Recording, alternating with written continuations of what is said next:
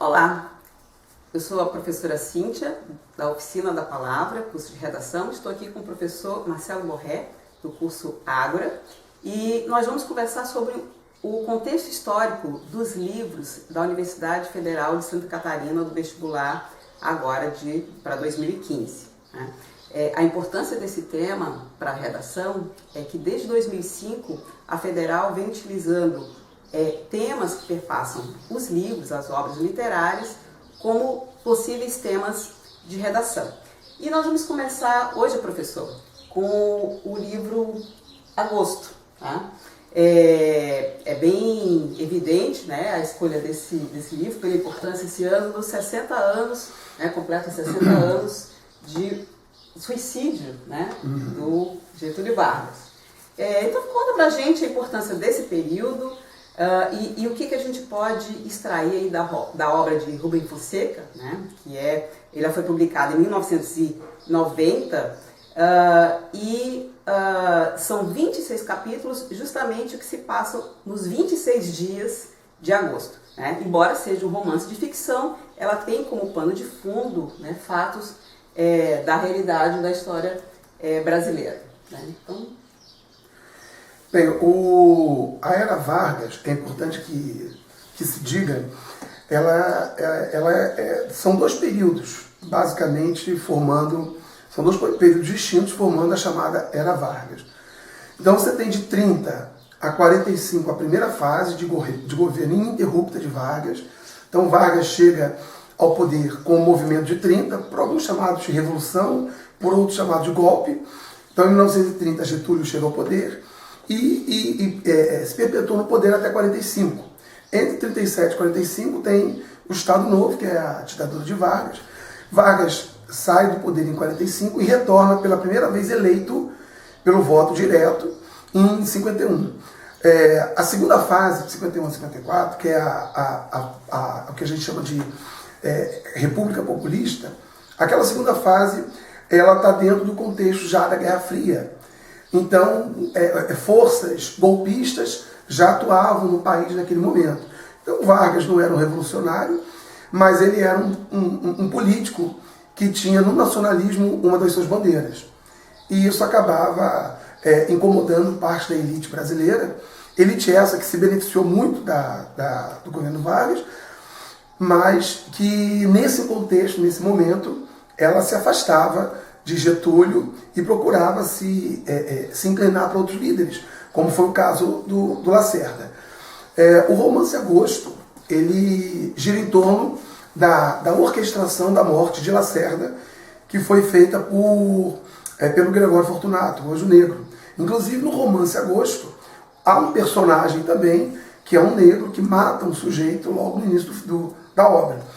Então, como bem disse a Cíntia, né, são os 26 dias de agosto que mistura ficção e realidade. A realidade é o fundo político, que é justamente o momento que Vargas vive o drama da sua queda.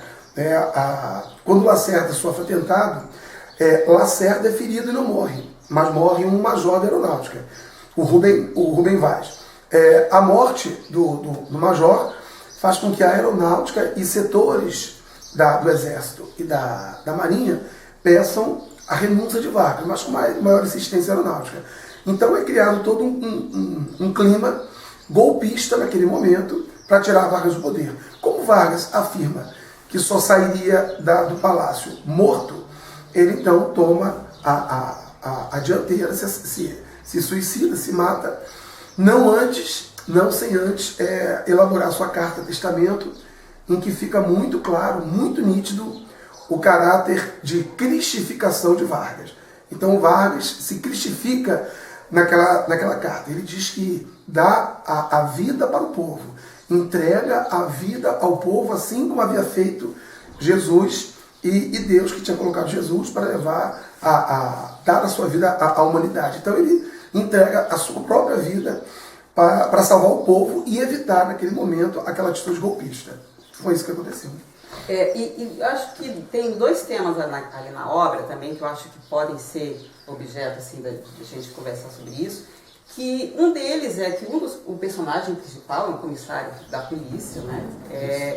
E ele representa um pouco assim a crença na moral e que, né, a ideia de acabar com a corrupção, né? E ele acaba também descobrindo no próprio meio da polícia, né, a questão da corrupção, fica muito evidente a questão da violência, tem também todo o plano de fundo da prostituição.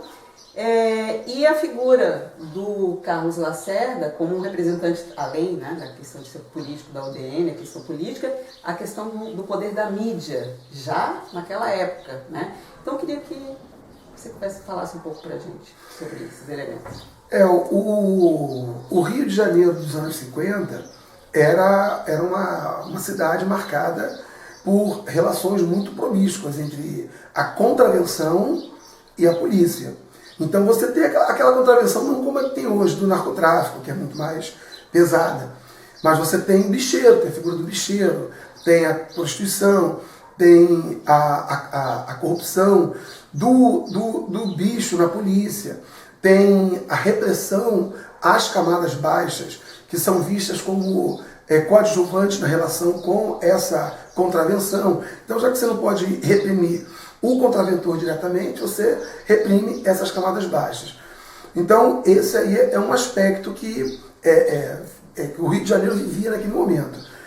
O outro aspecto importante é o uso já da força jornalística do Carlos Lacerda. Era dono do jornal, a Tribuna Fluminense, e a Tribuna Fluminense era claramente, abertamente antivarguista, assim como era o Jornal o Globo. Já existia o Jornal o Globo também, Roberto Marinho dirigiu o Jornal o Globo, e tinha uma postura também anti-varguista. Então esses dois jornais, eram os dois principais jornais do Rio de Janeiro, e tinha o Última Hora, mas o Última Hora já tinha uma postura mais pró-Getúlio. Esses dois jornais, eles faziam uma campanha aberta contra Vargas.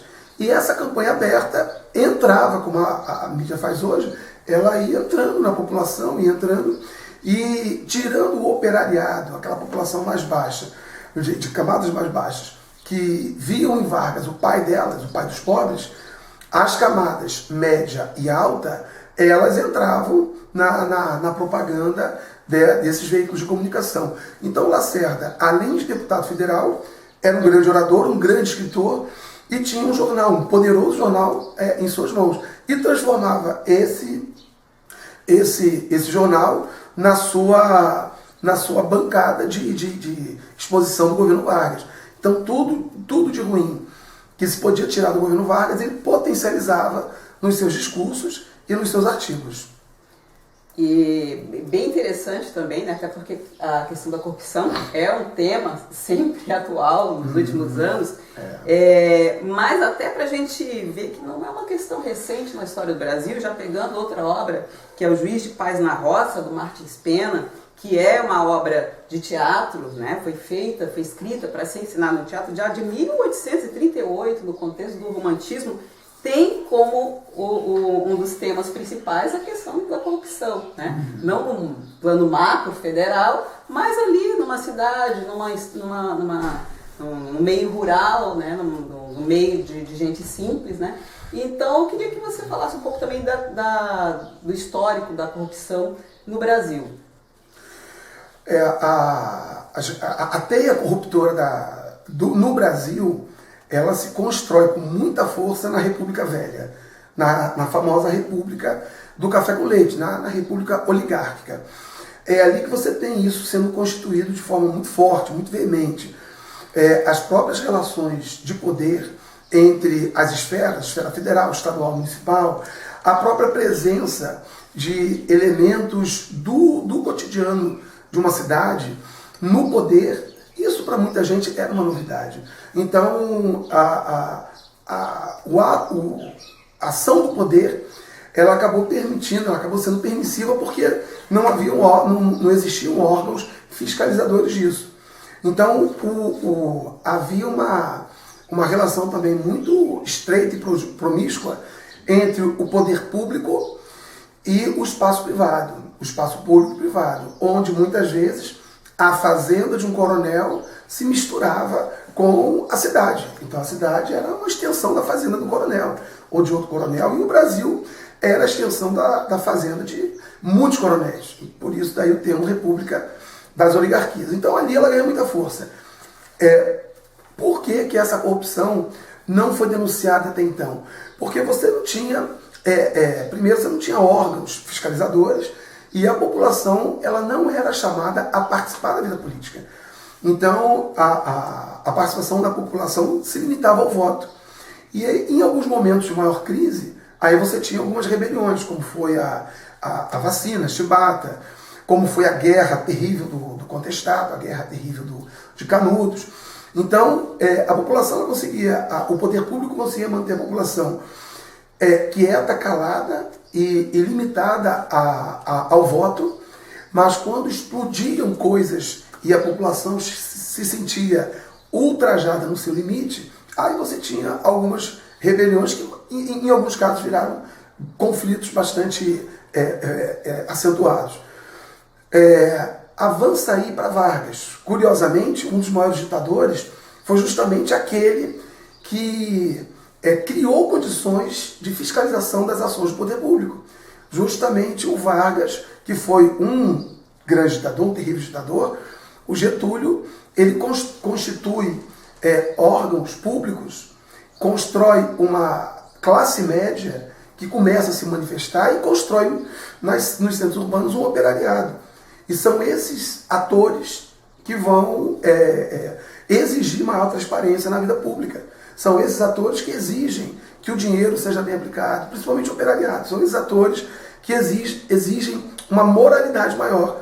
Então, é na era Vargas que você tem essa mudança significativa do perfil do teu eleitor. Isso ganha mais força ainda no populismo, na República Populista, que é a época em que Vargas se suicida. Então isso ganha muita força em Dutra, Vargas, JK, Jânio e Jango. E essas reivindicações populares vinham na medida da evolução dos fatos, muitas vezes vinham sendo atendidas.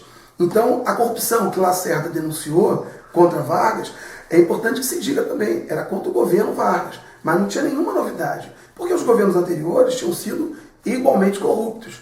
É que você pega um elemento daquele governo, como se fosse particular aquele governo, e usa para tentar derrubá-lo, foi o que aconteceu. Mas a corrupção, ela ganha muita força na época da República Oligárquica.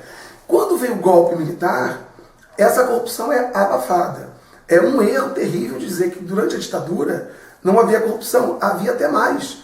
Só que os veículos de comunicação eram censurados. E por serem censurados, você não conseguia expor aquilo que acontecia. Então a censura na ditadura foi muito forte. E hoje a gente vê pessoas reivindicando a volta dos militares ao poder, mas não há nada pior do que a volta dos militares ao poder. Porque você tem um regime de exceção, uma ditadura.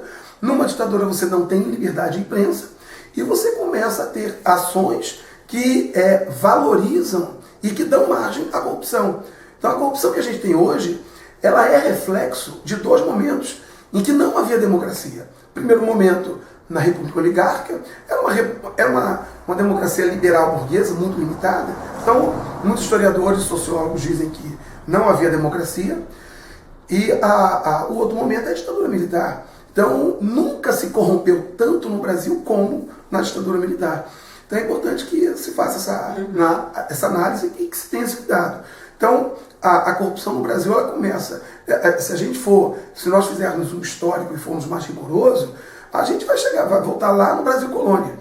Mas a gente pode fazer um recorte significativo. O recorte é República Oligárquica em diante e de forma muito acentuada na ditadura militar. E já pegando o gancho aí da ditadura militar, né, já que mencionou até Jango, né, já vamos passar para outra obra que já tem um gancho histórico aí com essa que é O Que É Isso, Companheiro, né, do Fernando Gabeira, foi publicado em 1979, né, é um texto com características memorialistas, escrito na primeira pessoa. Ele deixa bem claro no início que é a visão dele dos fatos, né, então ele não é uma ficção, mas ele não tem um compromisso de ser um texto histórico, é um relato pessoal do fato, de um fato que aconteceu, né, de 1964 até 1970, né. Então vamos pegar já o pano de fundo, já fazendo o gancho com essas questões violência, corrupção, e ditadura e democracia, que eu acho que são temas fundamentais esse ano, não só para quem está fazendo vestibular, mas no nosso contexto político brasileiro, né? A questão está na ordem do dia. A ditadura militar ela foi instalada no contexto da Guerra Fria. Não havia motivo algum para ser instalada aqui no Brasil. Nós tínhamos um governo populista, nacionalista, mas nunca comunista, e alguns aqui até questionam se ele era ou não de esquerda, né? Mas era um governo com propostas progressistas e avançadas para a época. Mas, na verdade, o que se viu foi o desejo de afastar qualquer possibilidade de interferência e de crescimento das reivindicações populares.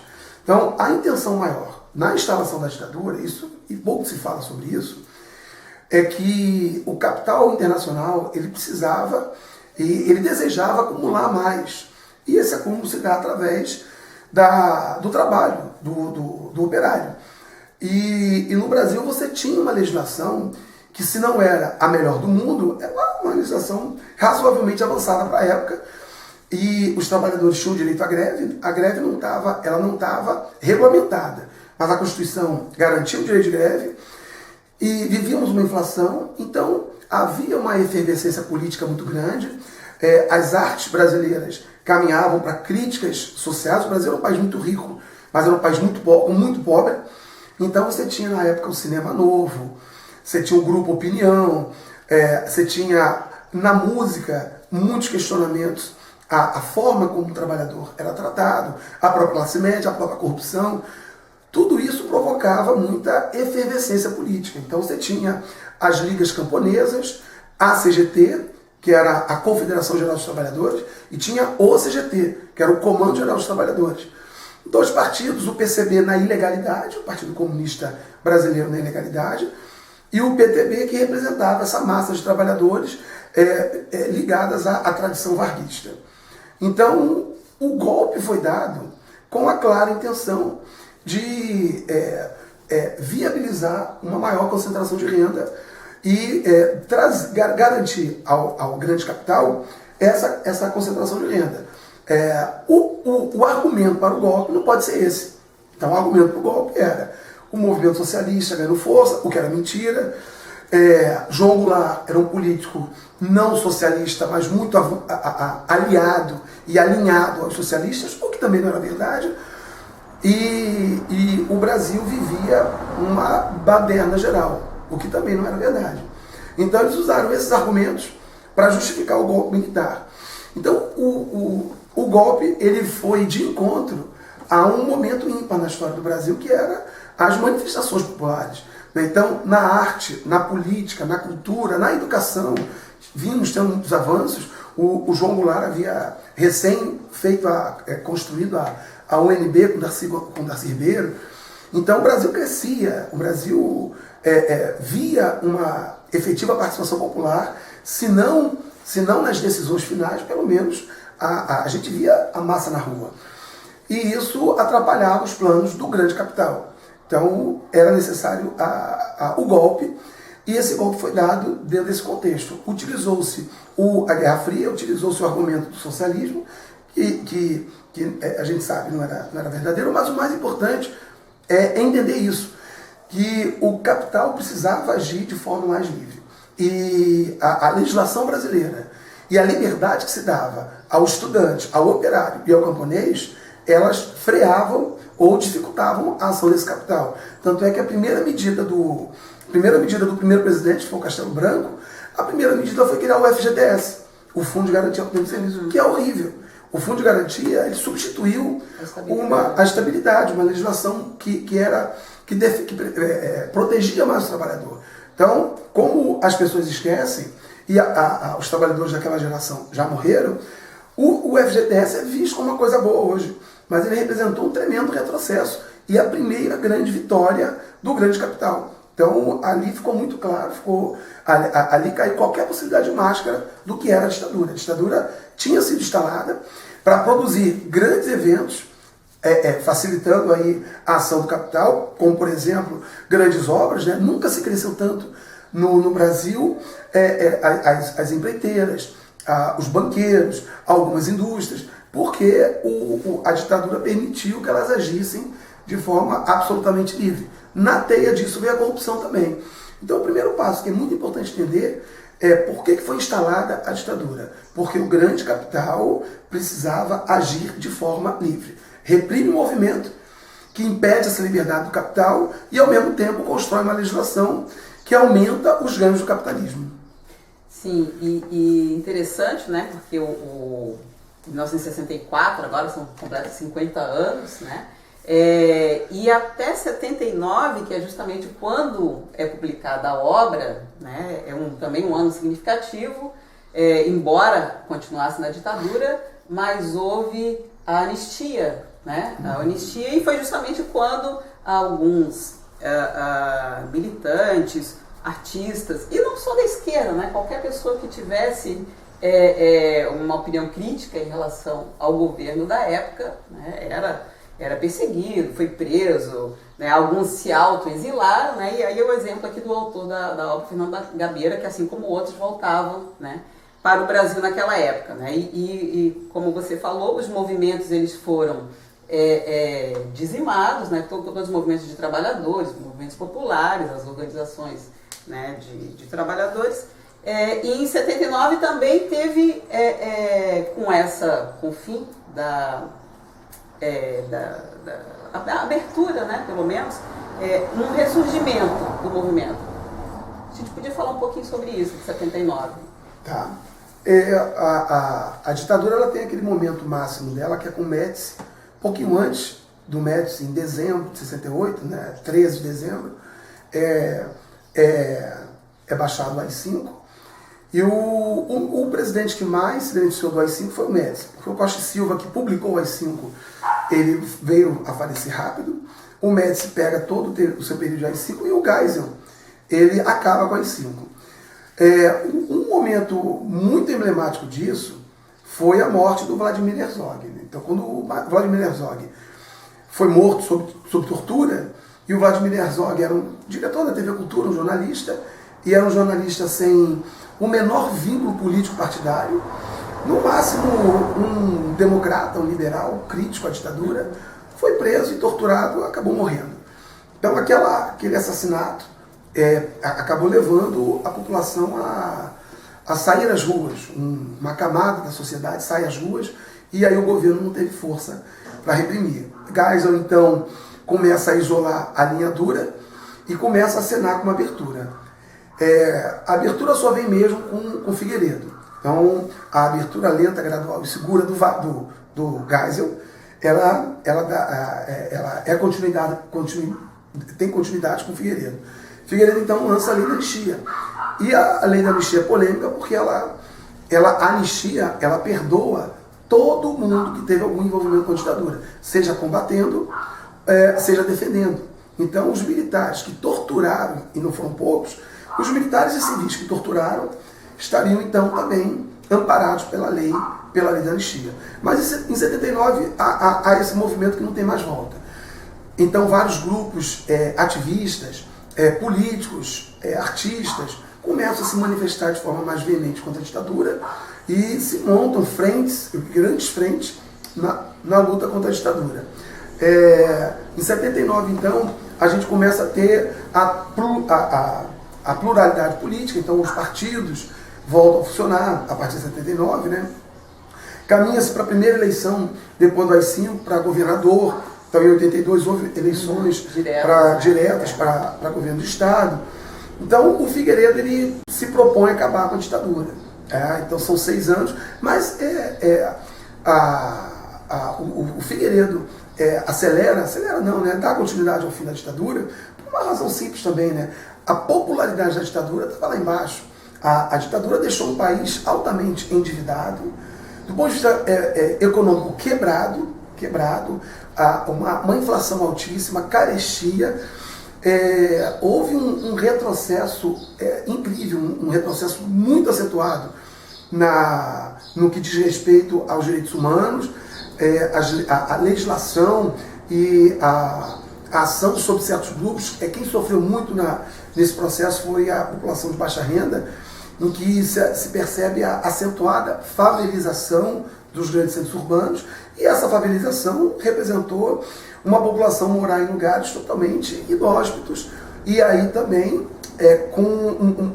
muito frágeis para a criminalidade. Então a favelização traz junto uma população totalmente excluída e não amparada pelo poder público, em que o tráfico nos anos 80 entra com muita força.